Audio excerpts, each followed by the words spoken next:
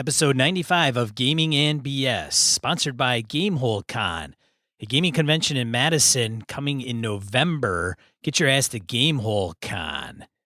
For more information, go to GameholeCon.com.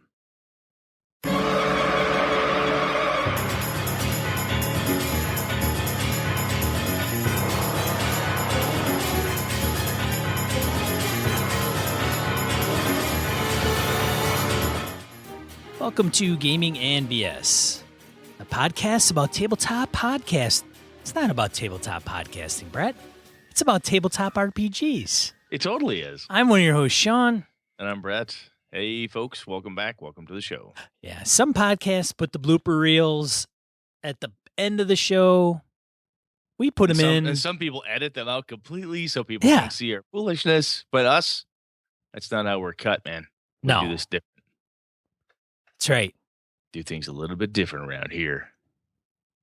All right. We got some announcements. Would you like to do them, Brett, or would you like I can me do to? that. I can do that. Okay, Man, right. you are really super loud. I don't know what the deal is. You're like blowing out my ear holes, man. Turn down your volume. I did. If I turn it down any further, you're muted. You're Seriously? Still like crazy loud. Anyway, well, Sean is blasting my ears out. Our trivia contest continues. I think we're up to like 4, maybe 5 submissions at this point. Our listeners are once again awesome people, and sometimes they don't always go for our shenanigans, but I swear to God, there are no shenanigans involved. You visit gamingbs.com/trivia100.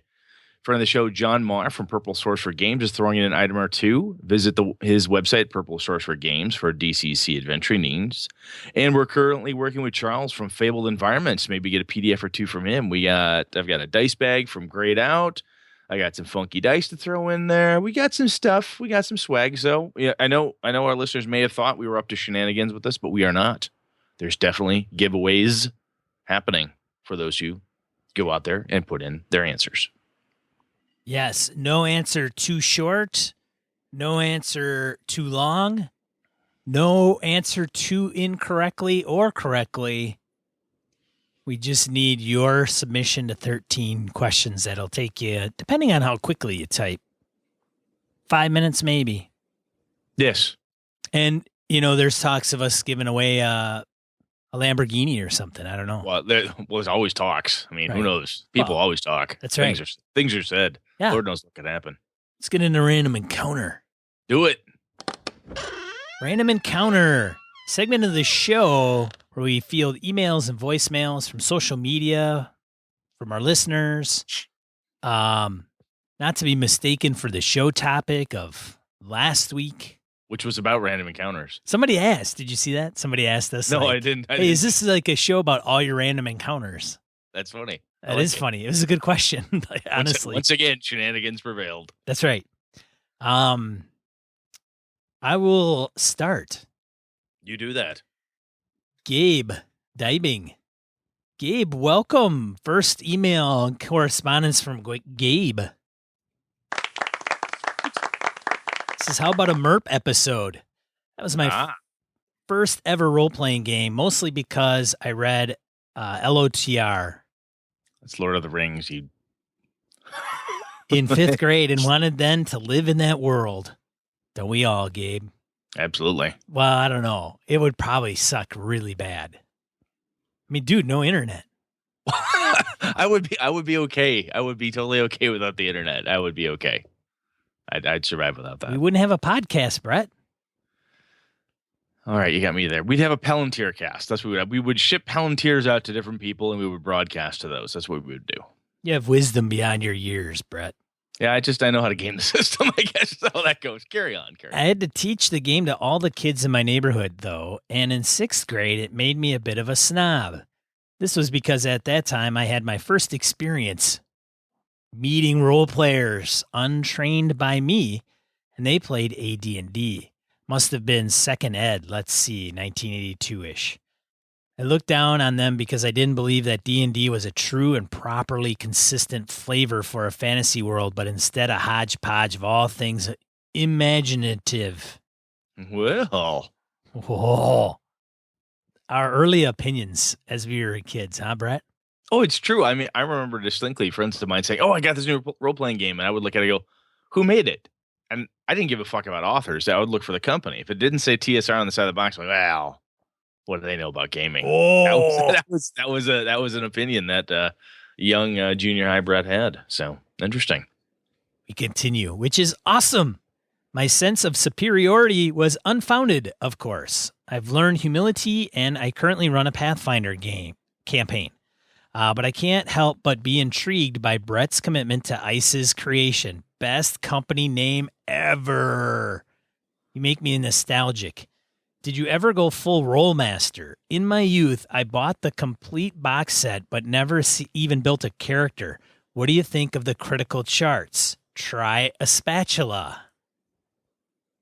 Yes, that's one of my favorite. Body reduced to gelatinous pulp. Try a spatula. Yes.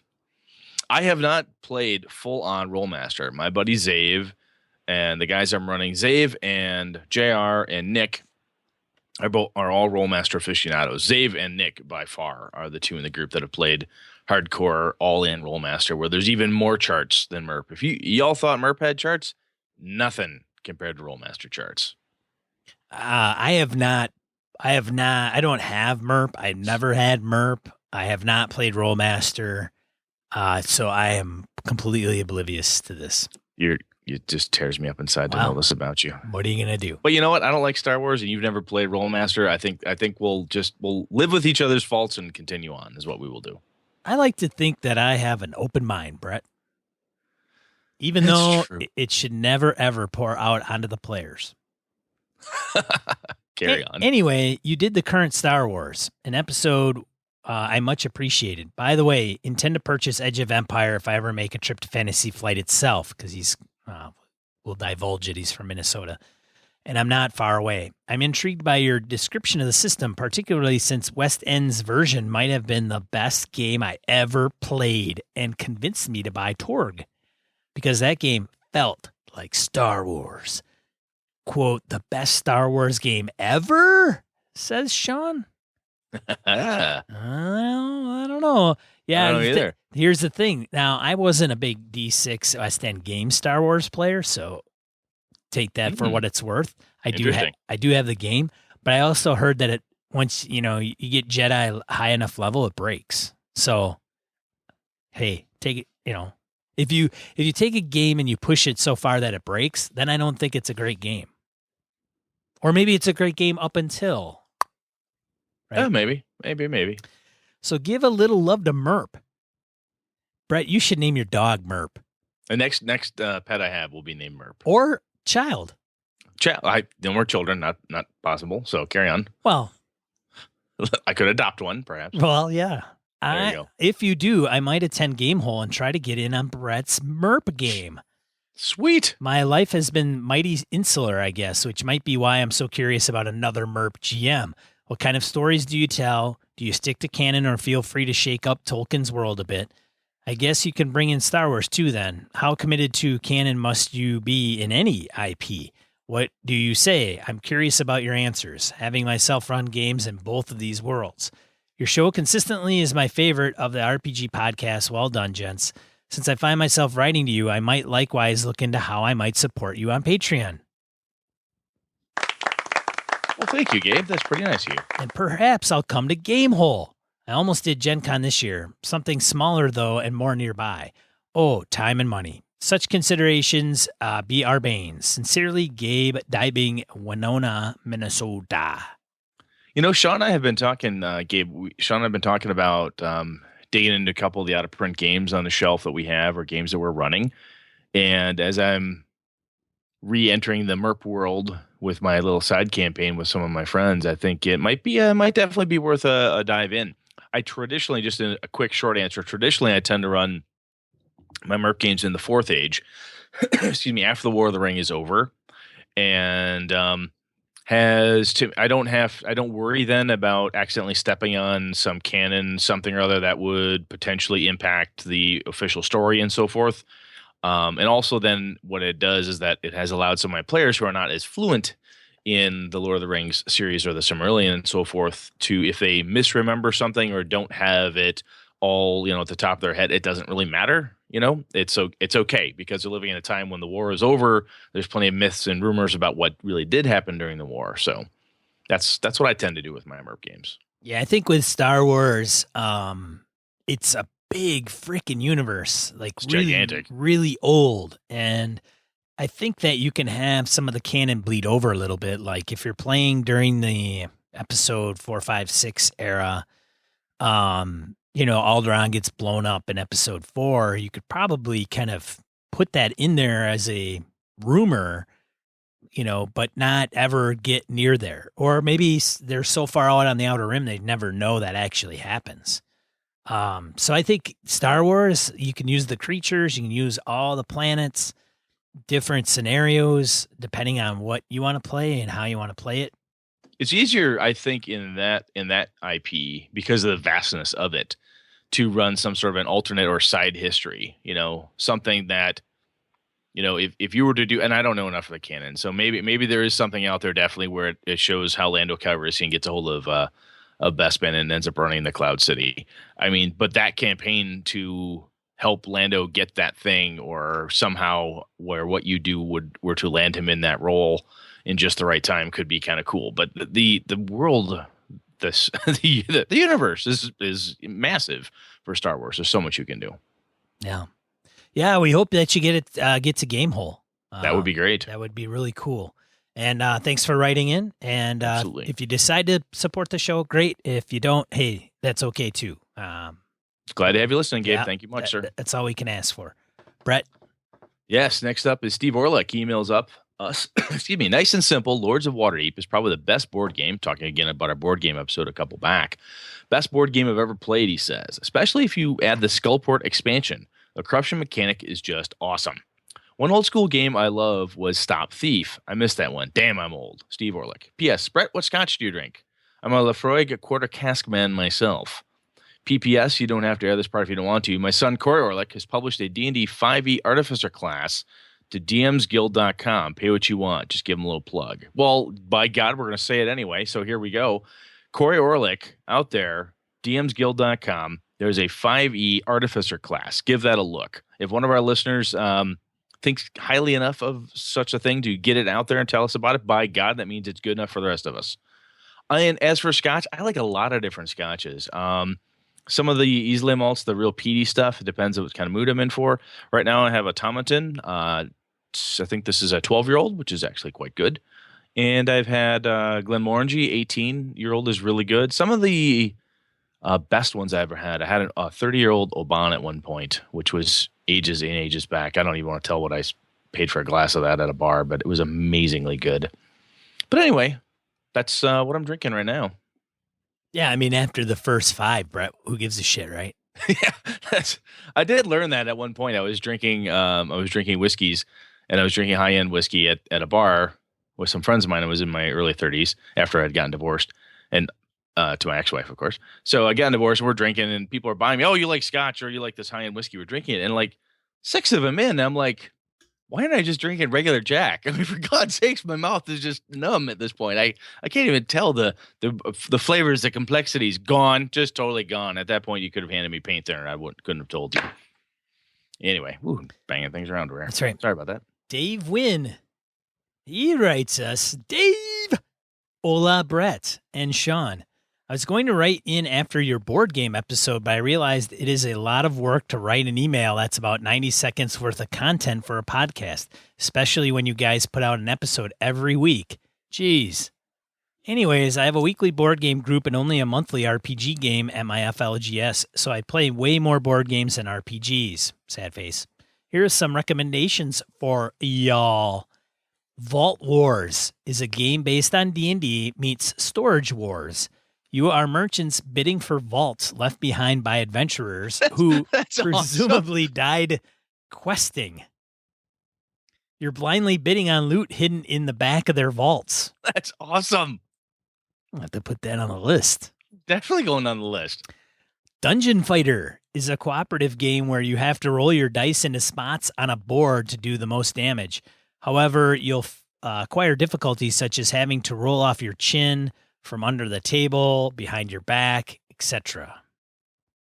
Finally, for the true fans of gaming and BS is Iron and Ale, which is a drinking game where everyone plays dwarves. Yes, it's real. Oh, Lord. Enjoy and see you guys at Gamehole. Wow.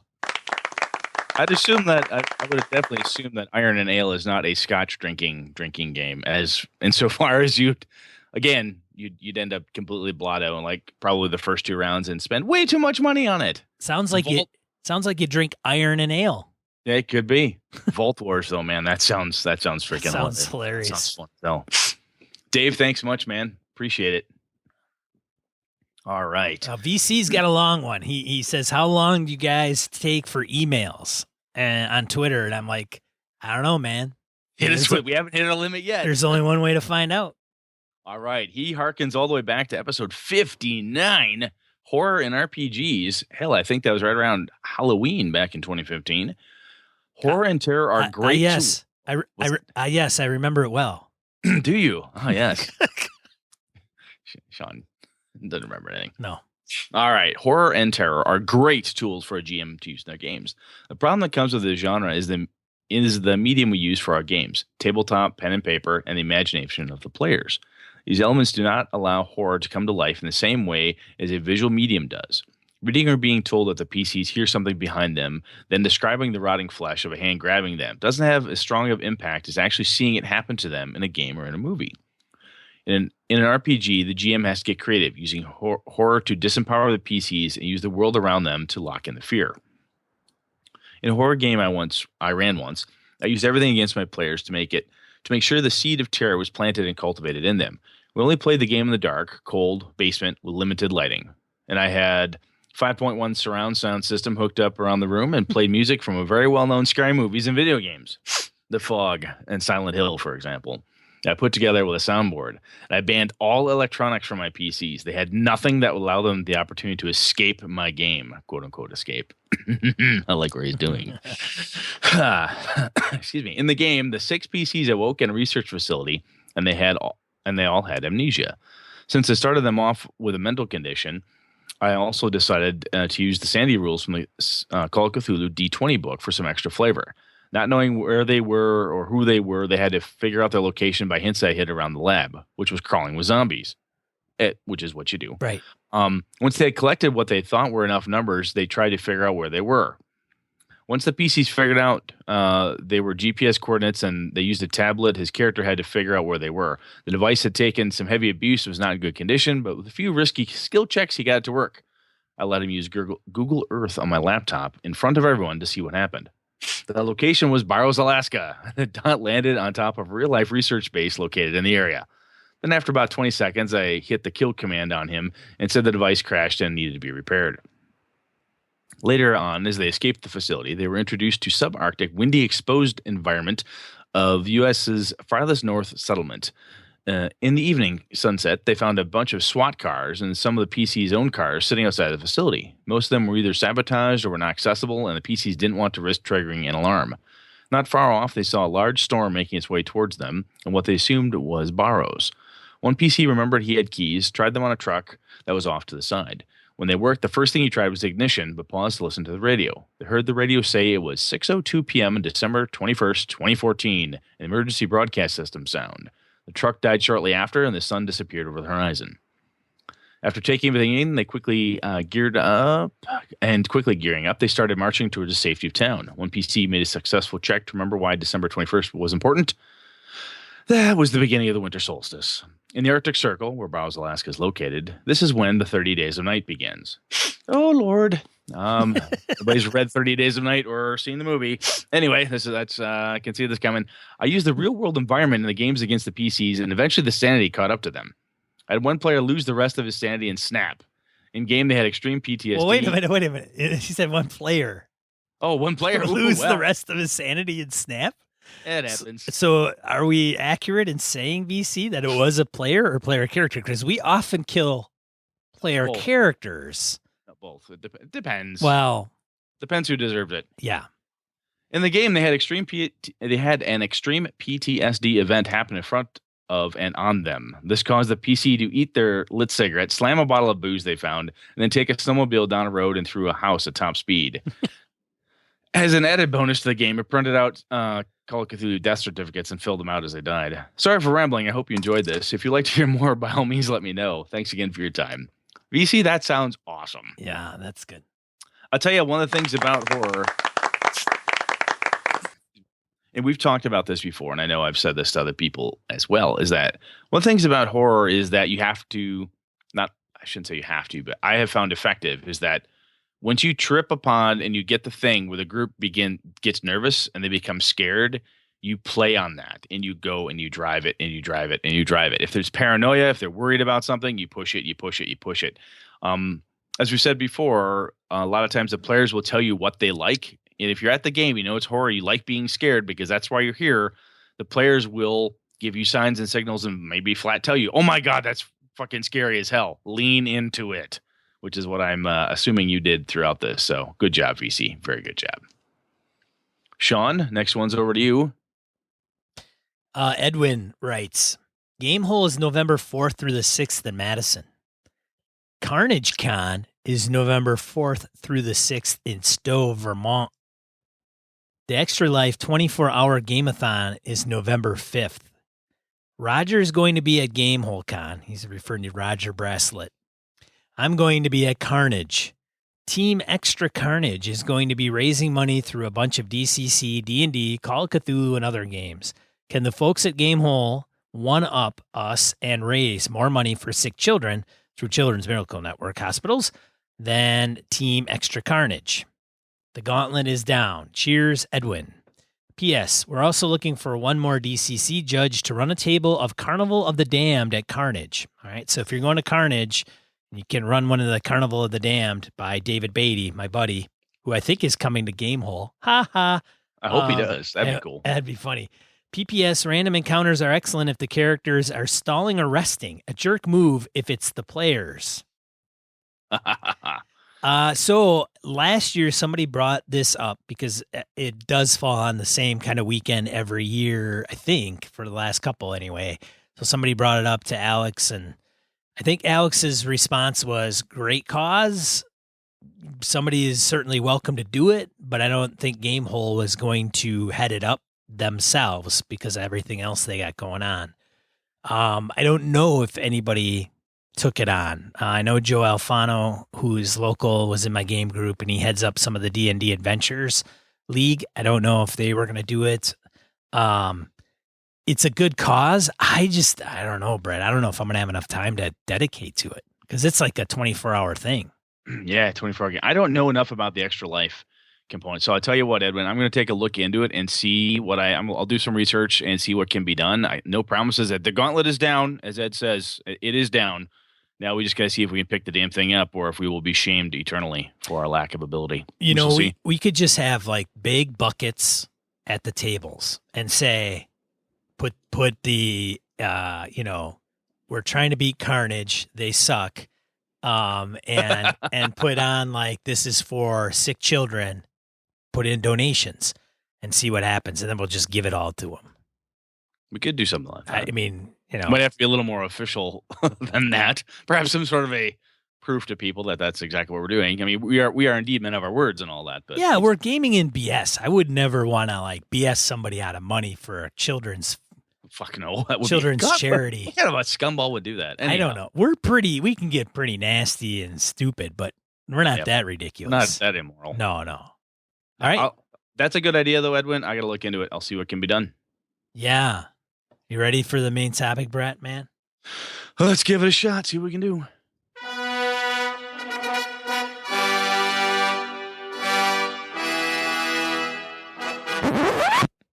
Brett, what in the hell are we talking about this week? Well, Michael Drescher talked to us about, after episode 91, he said, I'm trying to run a Dungeonworld game, and I'm having trouble wrapping my head around fronts, particularly in the format laid out in the book. Perhaps an episode on campaign construction, he had asked. And I thought, of course, if you ask us and you're a listener, as is Michael, why not try to give it a shot? And Sean has his hard copy of Dungeonworld. He's showing me on the camera here. And I looked over my PDF version of Dungeonworld. For those of you who knew, I did have a hard copy, a nice hardcover hard copy, but I gifted it over to the Misdirected Mark boys because Phil Vecchione, a a lover of that game, did not have a hardcover copy, and I had to help him out. So anyhow, But it's like, doesn't it make more sense that you should have kept it? Because those guys are big Dungeon World guys. I know. It's really kind of like, hey, trying to spread the word, but not. Kinda. I don't know. That's okay. I'm sure they appreciated it. The logic between me doing something really nice doesn't always have to mesh here, buddy. Let's just go with it. Oh, touche. Got it. 10-4, good buddy. Okay. Anyway, so Sean, I saw you had a little post out there in the Google Plus that you were doing a little research this weekend. I was reading up. I was in the Upper Peninsula, Michigan with my lovely wife, spending a weekend up there. And downtime sitting outside, watching the deer and other nice things out there. No hunting this year, so I didn't shoot anything. And that's no BS. And that's no BS. It's absolutely no BS. She is lovely. She is very lovely. So I sat outside, read a little bit on the old iPad. So Sean, let's talk about when we start building a campaign, and maybe we can dive into fronts from a Dungeon World perspective and so forth. So when you want to run a campaign of something, is your first thought, I'm going to go grab a module and run that? Or what do you think? I mean, when you want to run a campaign, does your brain go to a specific starting point, or what happens? It depends. Like, I always start out the topic like that. It depends. I might as well just like insert that and hit it as a quick exactly. This is just a bumper. Bloop. Yeah. It depends. It depends. I have done the campaign arcs from Paizo and have read those, and I've gotten through one or two modules because they're really long. They take a long time to get through if you've ever run any of them. And having said that, there is the arc, and then there's the individual 96-page module. So what has typically happened in my quote unquote campaigns is they usually start out with a module. I don't think that's ever been unknown on the show, and I've divulged that a few times, but it ends up morphing into either the campaign arc that it's a part of, right? It's, module 1 of 6, and there is an overarching plot to the whole story. Mm-hmm. That usually never gets seen all the way through the end. Now, with the Star Wars game that I'm running, I've done this. It doesn't get seen to the end because you wuss out and quit, or your players break up, revolt. They don't buy any more train tickets. What happens? Why don't you ever complete it, Sean? What's your problem, man? It's GM ADD, man.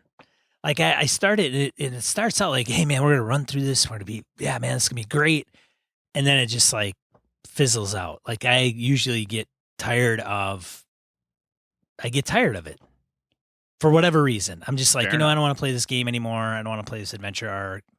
Now I interrupted you. You were talking about the Star Wars game we're doing now. So the Star Wars game kind of started out the same way, right? It's like, hey, you guys are, Edge of the Empire, smugglers, soldiers, whatever. And I started out with one of the books, one of the adventure books. Which one did I start with? It doesn't matter. Now you guys are going through the Jewel of Yavin. So you went through and started out with one, then you kind of like, you guys went off on your own, and I had to adapt. And then I'm like, okay, what I'll do is I'll get them into this one. And it was really simple, kind of a transition, because you guys were like, you left the one adventure kind of up in the air. And then I thought, well, I'll just bust out this one as you guys seek kind of refuge. And I'll turn you on to this storyline. So it wasn't something where I had it all fleshed out and planned and thought like, hey, here are the things that I'm going to kind of consider in this quote unquote campaign. But as the things flesh out and as we play, it will take a shape of its own, right? So I could probably bring in NPCs from like the first series, the first adventure, into anywhere down the road. I mean, you guys are going to be finishing up the Jewel of Yavin pretty soon, probably. In which case, how will that end? Will we pick it up later? Who knows? I'll tell you, listening to you here, I think one of the cool things that Dungeon World does, which is one of the things I liked about it when I read the book, was that it says basically in print a thing that I and a number of other game masters that I know do, and that is leave blanks. They talk about leaving blanks when you draw maps. Leaving openings, basically places. It's kind of that the I read that, and when I hear somebody say, well, make sure you leave blanks, make sure you leave open spaces, that's an opportunity. So that way, if the players decide to hop off that train and, swap to a different train, they can do something, right? They can get at the station. Exactly. They can check, they can hop off there, get on the 9:15 going somewhere else or whatever the case is. And you have gaps in there, and that's fine. I think from my rereading, I should say, of the Dungeonworld fronts concept is very similar to when I read it. I went, okay, I don't. So this sounds arrogant, but I said, I don't need this. I kind of do this anyway. I went back and reread it, and then I reread it again in prep for the show. Hopefully it stuck this time. But the concept is kind of what's the game about? Kind of the elevator pitch to start with. What's the game about? Oh, in the Star Wars game, Sean told us, hey, you're going to be kind of that. It's Edge of the Empire. Think Millennium Falcon. Think Han Solo. Scuzzy nerf herder type guys doing Scuzzy, doing questionable deeds potentially for money. Scruffy, maybe. Scuzzy, whatever. Scuzzy's the computer interface. Scuzzy's the computer interface. Okay. It is, but I'm surprised you knew that, Brad. That's cool. Anyhow, so that's kind of the first thing I think of. What's the so if I'm going to run a Trail of Cthulhu game for the guys, I would say, hey folks, well, what's it going to be about? You're going to be in London, and you're all engaged at a issue at a hospital. Oh, we're all going to be connected to a doctor in some way, shape, or form. Something wacky, something will happen, and you'll be thrust into discovering something. That type of idea. There's a problem at the hospital. Everyone's involved in it in some way, and then this kind of a high level idea concept. I think of it as a bullet point list. What's the big thing that's supposed to happen? The big thing is in Brett's Trail of Cthulhu game, there's trouble at this hospital. There's a horror that needs to be uncovered. Great. How are they going to find that? What are they going to do? What challenges can they come up with? And those are the sub bullets that you can get to. And the reason I like thinking about my campaigns like that is because I don't do the numerical bullet points, as corny as that sounds, because they don't have to happen in order. You can hop around. You can go from point to point and back and forth, depending on what it is that you're trying, how your players are reacting. You can talk about different types of trouble and different types of issues that could happen. And so before I butcher this too much, Sean, you were reading it again earlier today. So let me shut up and let you go. What do you think? Yeah. So I think the similarities in what you're doing as it translates over to like Dungeonworld specifically with the fronts is the dangers, right? The elements of the dangers. Mm-hmm. And then and the way fronts are defined in Dungeonworld is basically there's campaign and adventure fronts. So adventure fronts are kind of the episode, right? The session. Yeah. There you go. And the campaign is the overarching kind of what's going on. And they are basically things that are going to, if they're not addressed by the players, stuff's going to happen. Right. I mean, I could read right directly out of the Goofy book, but anyways,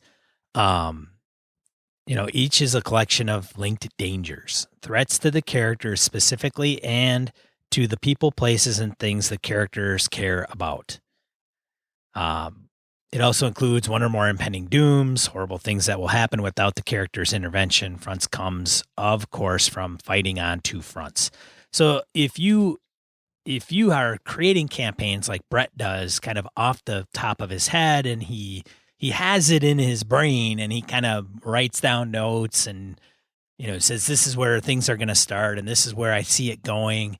Or eventually it'll get to a point where I'll have to, he leaves blanks and the players will dictate some things, and then I'll come up with some more stuff depending on what they do.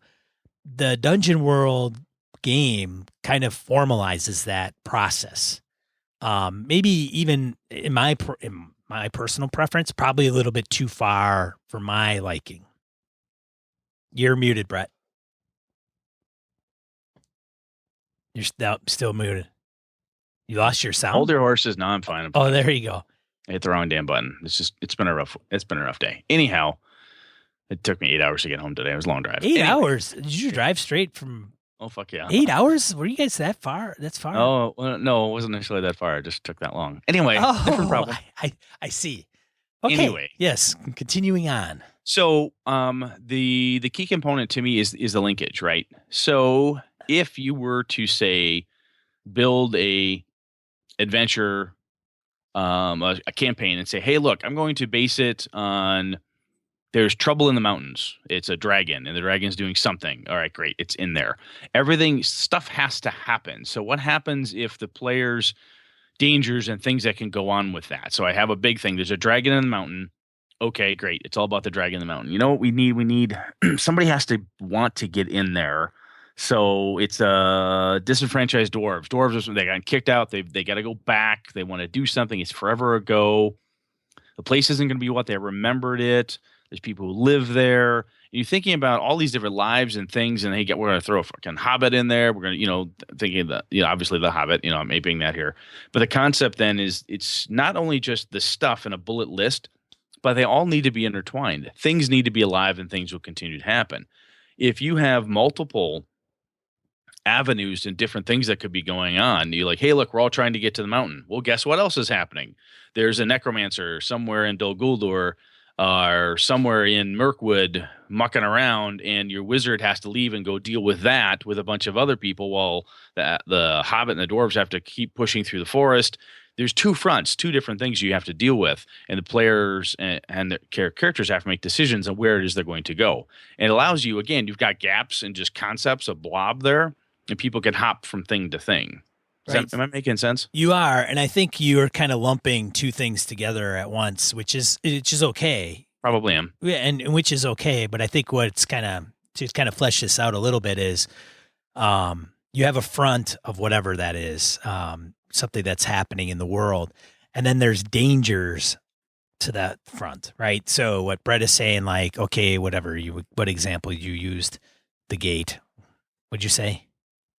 I said the like a dragon in a mountain, or the dragon in the mountain, anything, right? Anything, gates, dragons, doesn't much matter, whatever it is. But there's a danger, right? There's an inherent danger that if it's not addressed, it's going to burn up towns. It might burn up the party, whatever that is. That's the important component. Is like, so I'll pick on my bad magic game I'm running right now. It's a gumshoe game, obviously not connected to Dungeonworld, but I have a thing that's happening in the Chicago area that if the players and the player characters or somebody doesn't address it, shit is going to go down. It's going to get really, really bad. A thing is happening centered in that location. If they don't figure out what the fuck is going on and get engaged, something's bad's going to happen. Connected to that, there are at least 2 or 3 other groups that are also interested in the thing, whatever that thing happens to be. I have players who are listening, so I'm not going to go too far.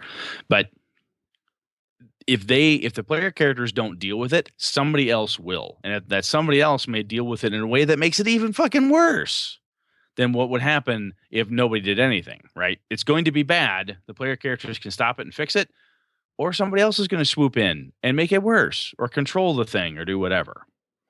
So the result of the danger that the players don't tackle. So the thing is with fronts is you probably have 2 to 3 going on at the same time. And unless you split the party, right? So a good example would be something like Dragonlance. You remember the Dragonlance series, Brett? Absolutely. Right. So the party starts out without giving a ton away. They get together and they start out because they're hiding a couple people that do something bad to the bad guys that are kind of raiding the town. And they're like, oh my gosh, now we're wanted and all the authorities are after us. We need to flee town. So they flee town and then they move on to the next thing, right? So they're being pursued. So as things are happening, they are having to address certain dangers that are there. Now, there may be something happening in another country of Kryn, another area of Kryn, which is the world of Dragonlance. So that's happening as they're kind of like, oh shit, we need to flee this town. So another front is this, maybe it's this dragon overlord is plotting and scheming over here. And that's something that's happening, but it may not come to fruition with them. But eventually there's danger that if they find out about it then they have to address it or they don't. And if they don't, then it's called what in Dungeonworld is grimportant, which is the piece that occurs if the party does not confront it. It's bad shit. If you don't do it, bad things will happen. And here's the bad thing. Yes. So I think of these things very much in my project managing world. I think flowcharts, if-then statements type of thing. Right. If the end result is, okay, so maybe no one else get this, but if you're mapping out a process flow, look, I enter in data here and X is supposed to spit out the far end. It's either supposed to give me access to a system, deny me access to a system, escalate the issue, or whatever other results you have. There's a whole number of if-then statements. If I come in and my name starts with a B, and that means it has to go to this queue. And if that queue says that he's only been working here for 2 months, that needs to go to this other queue. This process flowing, that's very no blanks, right? You either have it or you don't. The key here, at least the way I look at it, and this is why, I'm not a Dungeonworld aficionado, but what I read when I read Dungeonworld and when I looked at it, I said, this is very similar to what I do, is I say, there's a thing. X is going to happen. This is what the players are going to be invested in. Cool. Who else cares? Other than the player characters, I can help them make characters that care, but who else gives a shit? Oh, the Dragon Overlord cares, because the Dragon Overlord cares because there is a clue to his weakness. Great. There's a clue to Dragon Lord's, and these are the notes you take. The clue to the Dragon Lord's weakness. Great. So he cares about that. Who else cares? Oh, this group of people who hate the Dragon Overlord because they believe there's a clue to his weakness. Okay, great, cool. So I got two groups of people trying to do a thing.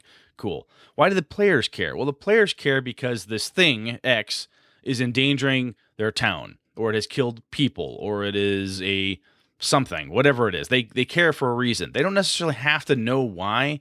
Everybody else cares, right? So as the players go along and they encounter different dangers, they encounter different components of the adventure itself, and then they deal with something and you want to amp up the danger, or you want to change things around a little bit, you have those blanks, if you will, those just empty cards with no flow connection to it, and there's a Dragon Overlord and the Dragon Overlord's enemies.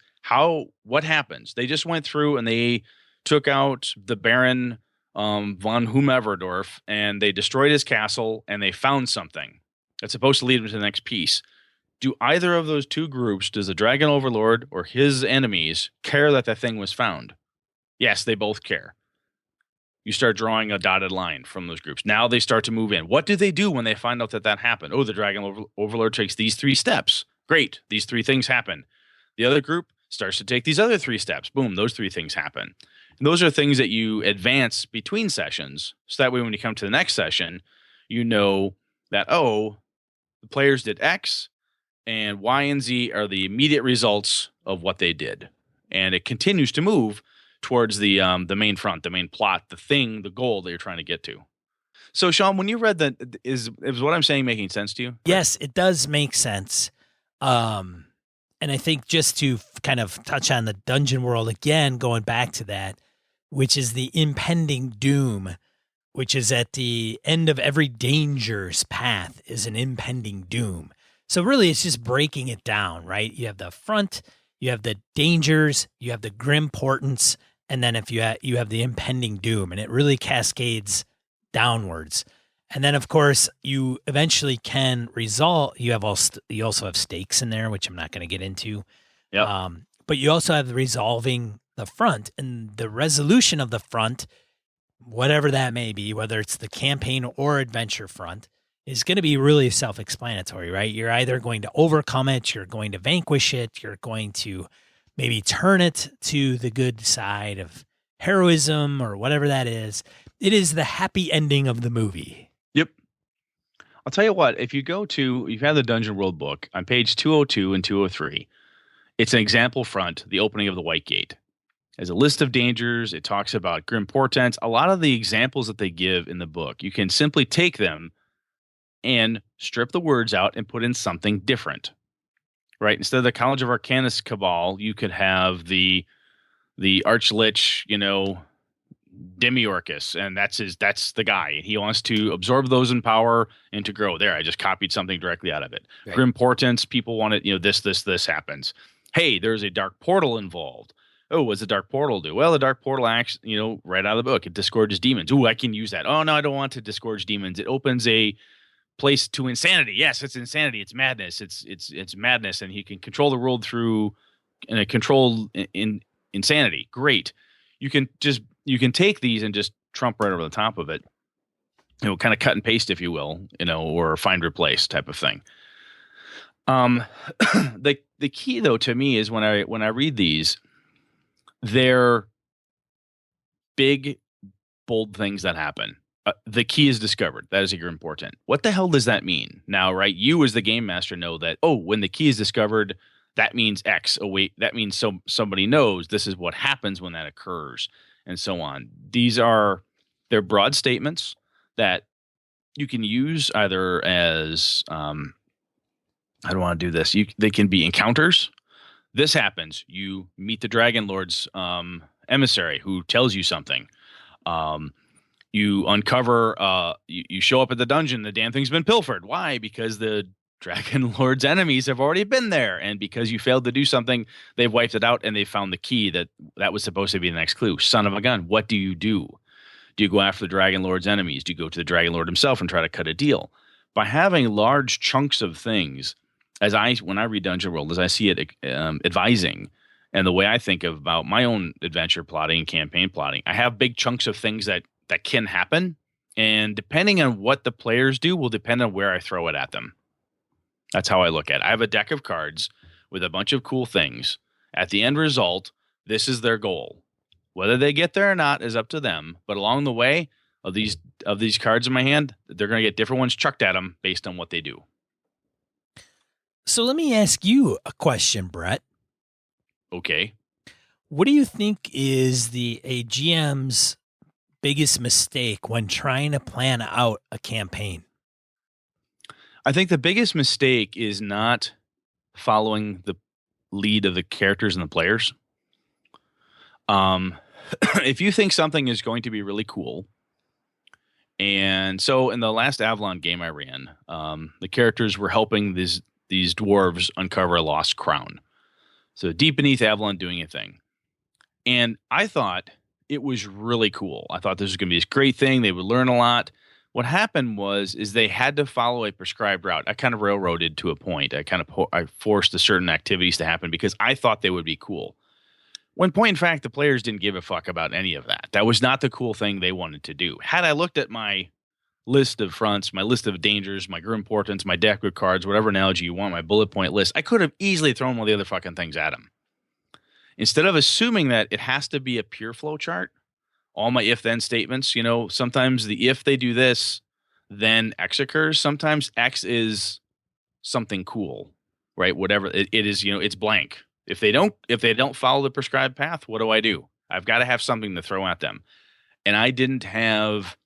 What I did was I forced them to follow what I thought was the right path. Right? It was still fun to a point, but it wasn't what should have been done. I think by laying this out is you're overly prescriptive. And when you're overly prescriptive, there's no blanks. There's nothing for the players to say, I don't want to go this way. I'm going to take the 9:15 train. I'm not going to take the 10 o'clock train. And when they do that, you have to have something in your hand. You have to be able to adjust. And by having those bullet point lists, those concepts that aren't absolutely plugged into a specific place in your chronological order, you can adjust it as needed. But if you force it, then the players get the feeling again that they're being forced, that they're being railroaded, and that they don't have an opportunity when what they do kind of doesn't matter. It's one thing like, we went to talk to the Dragon Lord, we cut a deal, and now we're number one on the Dragon Lord's enemies hit list. Son of a bitch, I didn't think about that. You're reacting naturally to what will happen by understanding all the different connections of the different cards you have, the bullet points, and saying, they did this. These 4 don't matter anymore. These 3 have now come into play. And you can always add to your list. When the players do something and they start to tell you that they don't give 2 shits about the Dwarven King anymore, and what they really care about is this other thing, well, maybe it's time to either readjust the campaign or do something a little bit different. How can I get them to care about it again? What do I have to do? Am I making sense? Yeah, man. So it's not necessarily a single thing I didn't really give you there, but I think the biggest piece is you have to be open and flexible.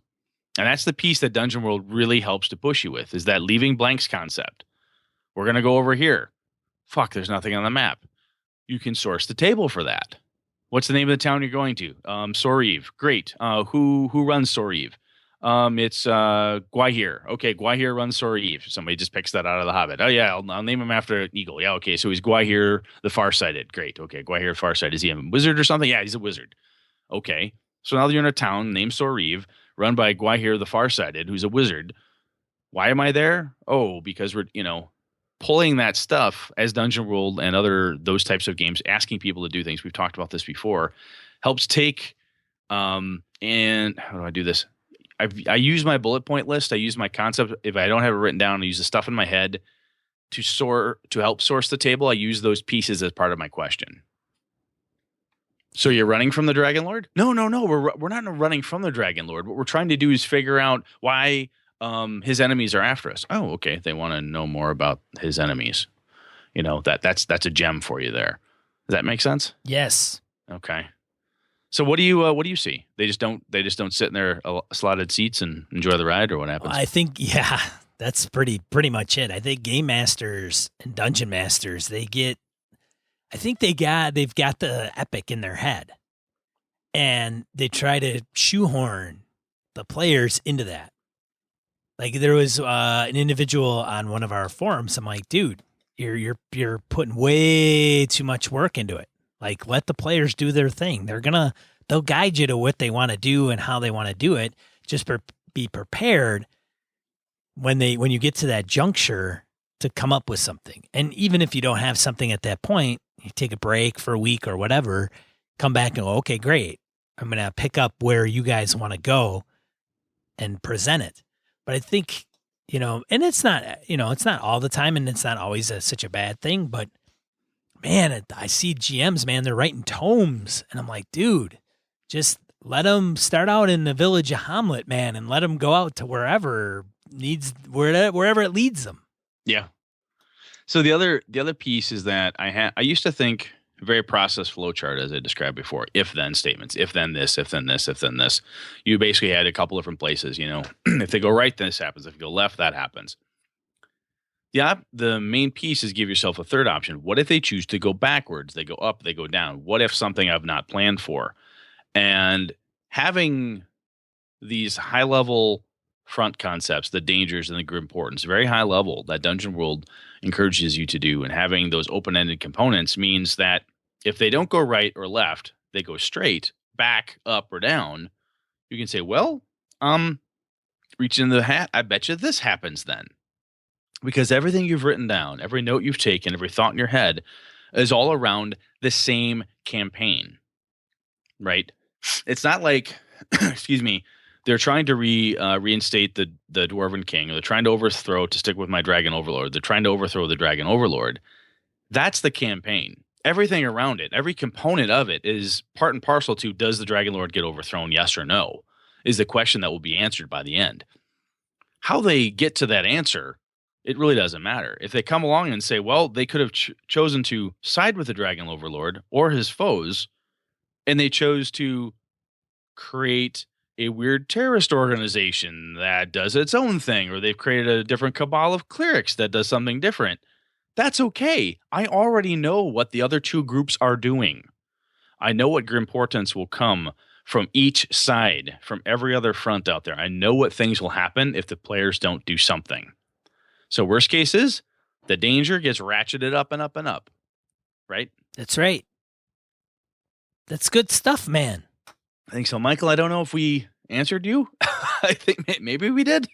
Yeah. Email us, Michael, and let us know, like, hey, man, I was hoping to have more of this, less of that.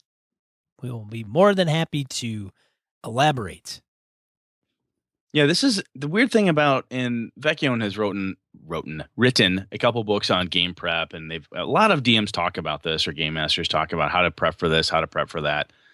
The pieces that you'll find is that a game will tell you, hey, this is how you should prepare to run Night's Black Agents. You can throw that out. You're not required to run Night's Black Agents the way that Ken Hite tells you to prep it.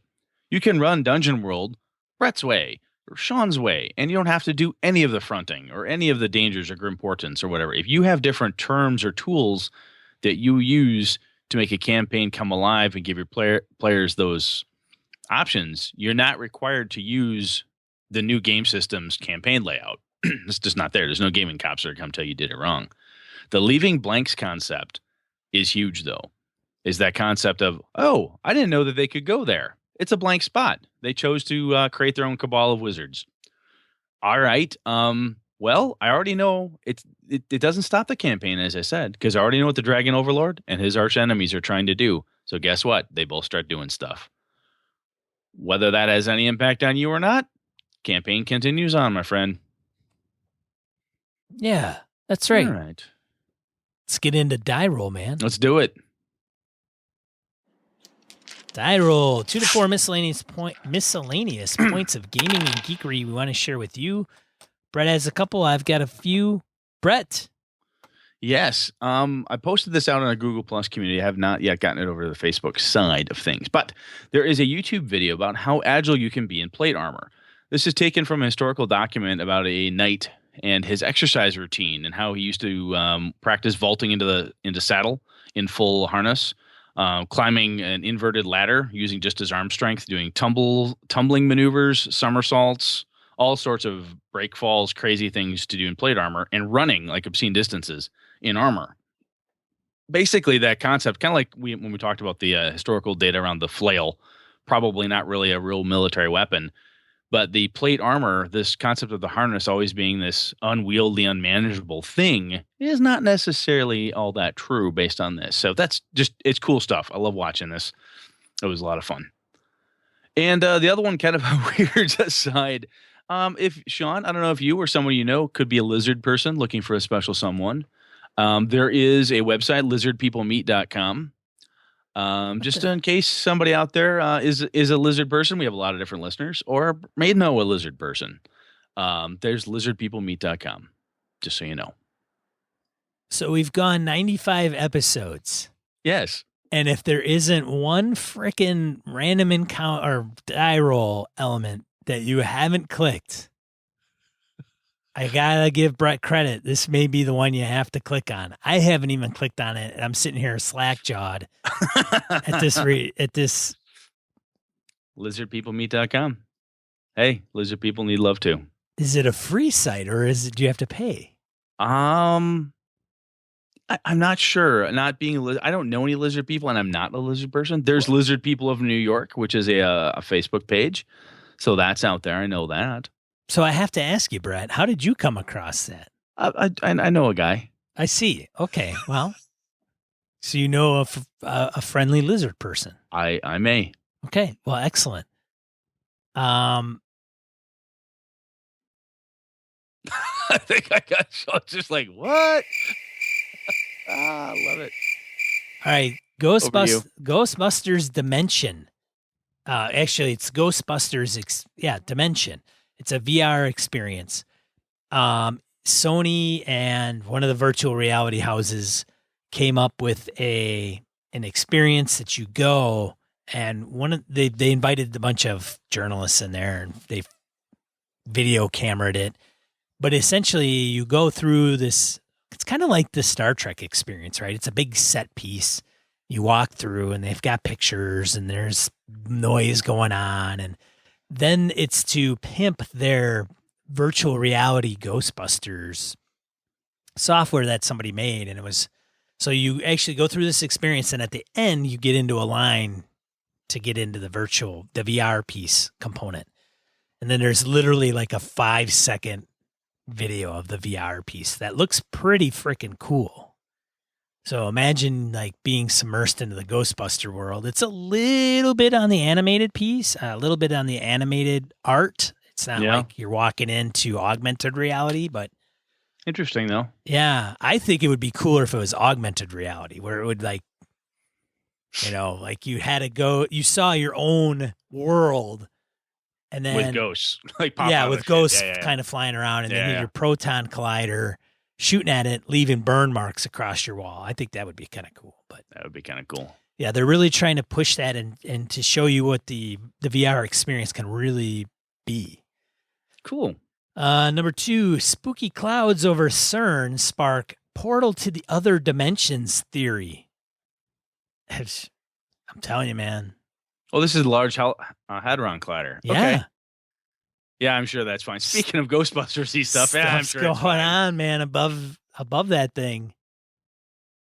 I'm telling you, they're going to open a freaking hole, and it's going to be Stargate all over.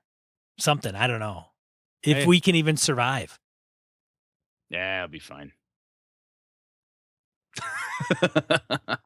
Idris Elba spotted on the Dark Tower set as the gunslinger. So in case you're living under a rock, Brett, have you read the Gunslinger series? I have not. I have heard such mixed reviews of the book itself. I'm just not sure. Yeah. I'm not sure. Stephen King wrote a series. Yes. The Gunslinger. He's kind of like an adventurer through different planes and I don't know. It's like rifts. Okay. I don't know. Maybe it is. Is there mega damage? If there's not mega damage, I don't want to see it. I say riffs as in how he like goes through things. I'm speaking out of my ass because I've never read the books. But anyways, people are pretty excited to see this as a movie. Yeah, I can see that. Anyways. Huh. So, thanks for joining. This has been another episode of Gaming MBS. Yes, absolutely has been. I'm one of your It doesn't get much more like us than this, really. What are we talking about next week, Brett? Next week, we're going to talk about character questions. Character questions? Yeah, you got to tune in next week to find out more, man. Well, I have a question about that. No, got to wait for next week. Indeed. All right. Well, for Gaming MBS, I'm one of your hosts, Sean. And I'm Brett. Good night, good gaming all. This episode of Gaming MBS brought to you by patrons like Joe Swick, Kevin Lovecraft, Steve Day, Old School DM, Christian, Sexy Voice Serrano, Jeff Rademacher, Forrest Aguirre, Misdirected Mark, Brett's Biggest Fan, Mark Anthony Benedetti, Tony Baker, Palladian, Corey Wynn, Bruce Cunnington, Eric Jeppesen, Andy Hall, Sean Nicholson, Tim Jensen, Chris Steele, the Knights of the Night Crew, Jason the Beer Blaylock, Remy Bilodeau, Jason Hobbs, Mark Tasaka, Mirko Froelich, Wayne Lumrunner Humfleet, and James Carpio. Consider becoming a patron of the show at gamingnbs.com/Patreon.